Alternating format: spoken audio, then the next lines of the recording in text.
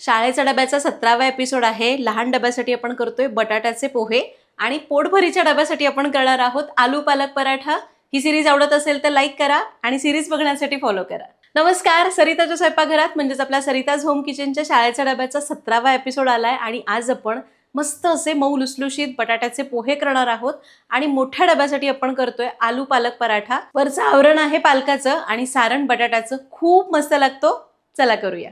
तर पहिल्यांदा आपण पराठ्यासाठीची कणिक मळू. तर भांडं घेतलंय, त्यामध्ये घेऊया 2 वाट्या गव्हाचं पीठ. यामध्ये घालू पाव चमचा ओवा, 1 चमचा पांढरे तीळ, अर्धा चमचा रेड चिली फ्लेक्स, 1 मोठा चमचा कसुरी मेथी, चवीपुरतं मीठ, थोडीशी बारीक चिरलेली कोथिंबीर आणि जेवढं गव्हाचं पीठ आहे तितकाच आपण पालक घेतलाय, म्हणजे 2 वाट्या बारीक चिरलेला पालक. याला मिसळून घेऊया. तर इथं आपल्याला थोडं थोडं पाणी घालून याला घट्टसर मळायचं आहे, खूप पातळ करायचं नाही. तुमचं बटाट्याचं सारण ज्या कन्सिस्टन्सीचं असतं ना, तशी वरची जर कणिक असेल तर पराठा व्यवस्थित लाटता येतो. आणि दुसरं म्हणजे पालकाची फक्त पानं घ्यायची, बारीक चिरायची. देठं घेतली तर पराठा फाटू शकतो. तर आपण हे मिसळलं, मला आठवलं की थोडी हळद घालू शकतो. मी अगदी पाव चमचा हळद घालते. याला मिसळून घेऊया आणि थोडं थोडं पाणी घालून याला घट्टसर मळूया. हे बघा, आपण याला मळून घेतलंय. थोडंसं तेल लावूया आणि हे बघा, ह्याला मी असं इतपत घट्ट ठेवलंय, खूप सैल केलं नाही. पराठ्याची कणिक झाली आहे. याला 10 मिनिटं ठेवू आणि तोवर आपण सारण करून घेऊ. तर सारणासाठी 5 ते 6 बटाटे उकडून किसून घेतलेले आहेत. हे बघा, बटाटा छान उकडलाय, पचपचीत झाला नाही. यामध्ये घालू आलं आणि हिरव्या मिरचीची पेस्ट 2 चमचे, पाव चमचा हिंग, पाव चमचा हळद, 1 चमचा मिरची पावडर, 1 चमचा धणेपूड, अर्धा चमचा जिरेपूड, अर्धा चमचा आमचूर पावडर आणि मीठ चवीपुरतं. हे सगळं चांगलं मिक्स करूया. थोडी कोथिंबीर पण घालू आपण याच्यात. मिक्स करायचं आहे. तर लक्षात घ्या, पराठा करताय, बटाटा वडा करताय, कुठलाही पदार्थ जिथं जिथं बटाटा उकडला जातो तिथं तिथं तो पचपचित होता कामा नये. त्यामुळं बटाटा उकडताना खूप भरपूर पाणी घालून असा उकडायचा नाही. तर बटाट्याचे तुकडे करायचे, 2 भाग करा किंवा 4 भाग करा. डब्यामध्ये ठेवायचा, कुकरच्या तळाशी पाणी घालायचं, डब्यामध्ये पाणी न घालता त्याच्या शिट्ट्या करायच्या. असा बटाटा वाफेवर शिजला ना तर तो अजिबात पचपचित होत नाही. आणि त्यामुळे तुम्ही सारण बघाल, छान याचा गोळा तयार झालेला आहे, अजिबात याला पाणी सुटलं नाही. असं सारण असेल तर पराठे खूप मस्त होतात. आणि आपण याला चांगलं सारण पण तयार करून घेतलेलं आहे. लगेच पराठे करूया. सारण तयार आहे, कणिक भिजली आहे, लगेच पराठे करूया. कणकेतनं छोटा उंडा काढायचा. आता आपण नेहमी पराठे करतो अगदी तसेच पराठे करायचे. याची वाटी करून घेऊया. जेवढा उंडा तेवढंच किंवा त्यापेक्षा जरा जास्तच सारण भरायचं आणि याला बंद करू. मी फक्त काय करते माहिती आहे का, वरून थोडंसं पीठ टाकते, जेणेकरून हे व्यवस्थित बंद करता येतं, हाताला चिकटत नाही. आणि याला बंद करूया.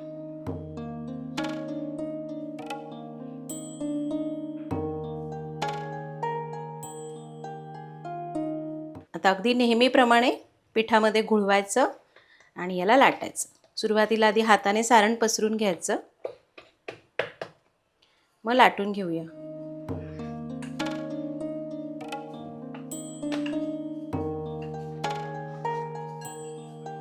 आणि हे पराठे आहेत ना, थोडे गुबगुबीतच छान लागतात. वर पण छान पालकाची मसाल्यांची चव असते आणि आतमध्ये पण आपण भरपूर सारण घातलंय, त्यामुळे छान असे जाड ठेवायचे. एक वेळ फुगले नाहीत तरी चालतील पराठे, पण सारण भरपूर पाहिजे. आणि हे घ्या, आपला पराठा लाटून झालेला आहे. छान असं जाड ठेवलाय मी थोडा. पराठा झालाय, भाजून घेऊ. आता पराठासाठी तवा गरम करायला ठेवूया. आता तवा गरम झाला, थोडंसं तेल किंवा तूप लावायचं. तर हा पराठा घालूया. एक अर्धा मिनिट पराठा असाच ठेवायचा. वरून थोडे थोडे असे बुडबुडे आले की पराठा उलटून घेऊया. आता पराठा, चपाती, पुरणपोळी, भाकरी हे कधीही खूप मंद आचेवर भाजायचं नाही. गॅस मध्यम ते मोठा ठेवायचा, म्हणजे ते छान भाजले जातात, वातड होत नाही. आता आपण गॅस मध्यम ते मोठा ठेवत ठेवत पराठा छान भाजून घेऊया.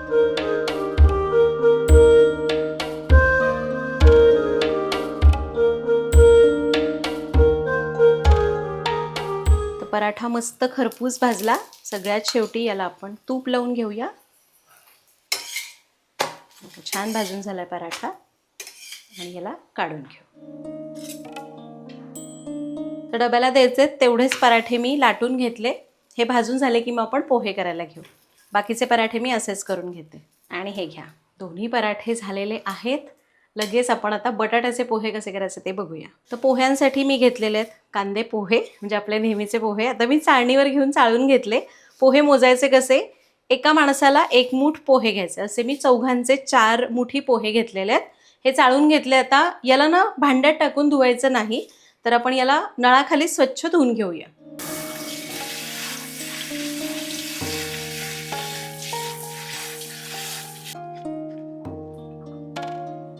तर पोहे आपण चाळणीवर धुतले. असे उंचावर ठेवायचे आणि आपलं फोडणी बिडणी होईपर्यंत झाकून ठेवायचे. चांगले भिजले जातात. असं उंचावर चाळणीवर ठेवले ना की जास्तीचं पाणी निघून जातं आणि झाकून ठेवल्यामुळं खूप कोरडे आणि वातळ होत नाहीत. आपण जेव्हा भांड्यामध्ये पोहे भिजवून घेतो ना, तर कदाचित पाणी जास्त होऊन गिचका होण्याची शक्यता असते. असं केलं तर पोहे परफेक्ट भिजतात. तुम्ही बरेच जण फॉलो करत असतील, पण जे नवीन आहेत त्यांच्यासाठी टिप. आता आपण करूया फोडणी. आता फोडणीसाठी 2च चमचे तेल गरम केलं आहे. लक्षात घ्या, बरेच जण काय म्हणतात की पोह्याला तेल थोडंसं जास्त असेल तर पोहे मऊ मोकळे होतात. असं काही नाही आहे. अगदी थोड्या तेलामध्येच पोहे चांगले होतात, कारण खूप तेलकट पोहे जास्त ॲसिडिटी वाढवतात. त्यामुळे अगदी 2 चमचे तेल घातलं.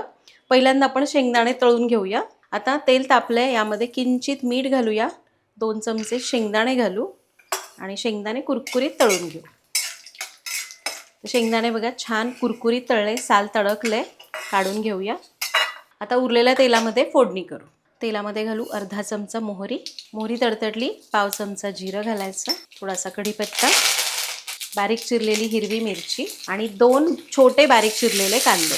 कांदा थोडा परतून घेऊया. तर मी नेहमी सांगते, पोह्याला कांदा भरपूर घालायचा आणि तो मऊ परतायचा. खूप असा जास्त तांबूस करायचा नाही, म्हणजे पोहे मऊसूत होतात. तर कांदा परतलाय. आता घालूया बटाटा. तर इथं मी 2 छोटे बटाटे साल काढून अशा छोट्या फोडी करून घेतलेल्या आहेत. बटाटा घातला. सोबतच घालूया पाव चमचा हळद, थोडंसं मीठ घालते मी आत्ता. याला मिक्स करून घेऊया.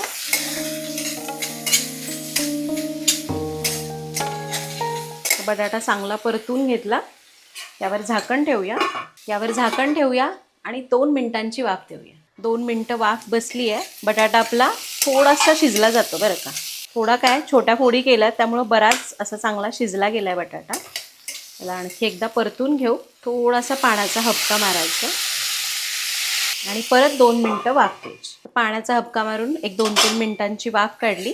आता बटाटा आपला परफेक्ट शिजलेला आहे. आता यामध्ये घालू चमचाभर साखर, चवीपुरतं मीठ आणि हे पोहे बघा छान असे भिजले गेलेले आहेत.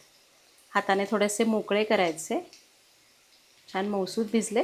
हे पोहे घालूया आणि याला परतून. हे बघा, याला मस्त परतून घेतलंय. पोहे बघा एकदम मोकळे झाले, अजिबात लगदा झालेला नाही. आता आपण काय करू, परत यावर झाकूया आणि 2 मिनिटांची वाफ काढूया. 2 मिनिटांची वाफ बसली आणि आपले हे पोहे तयार आहेत. यावर घालूया तळलेले शेंगदाणे, चिरलेली कोथिंबीर. गॅस बंद करूया आणि घालूया लिंबाचा रस. मिक्स करून घेऊया आणि आपले हे मऊ मोकळे बटाट्याचे पोहे तयार आहेत. तर अशा प्रकारे आज आपण बटाट्याचे पोहे कसे करायचे ते बघितले. शाळेच्या डब्याच्या, नाश्त्याच्या डब्यामध्ये तुम्ही हे देऊ शकता. आणि मोठ्या डब्यासाठी म्हणजे पोटभरीचा जो डबा असतो त्याच्यामध्ये आपण केले आलू पालक पराठे. दिसायला सुद्धा खूप मस्त दिसतात हे पराठे, चवीला तर तितकेच भारी लागतात. तर तुम्ही पण या पद्धतीने शाळेच्या डब्यामध्ये हे दोन्ही पदार्थ करा. अगदी शाळेच्याच डब्याला नाही तर सकाळच्या नाश्त्याला, जेवणाला, किंवा तुम्ही कधीही तुम्हाला जेव्हा पाहिजे तेव्हा हे पदार्थ करू शकता. इतके सोपे आहेत. करून बघा, कमेंटमध्ये सांगा. सिरीज अशीच कंटिन्यू ठेवायची आहे तर मला कमेंट करून कळवा. भेटूया पुढच्या भागात. Happy cooking.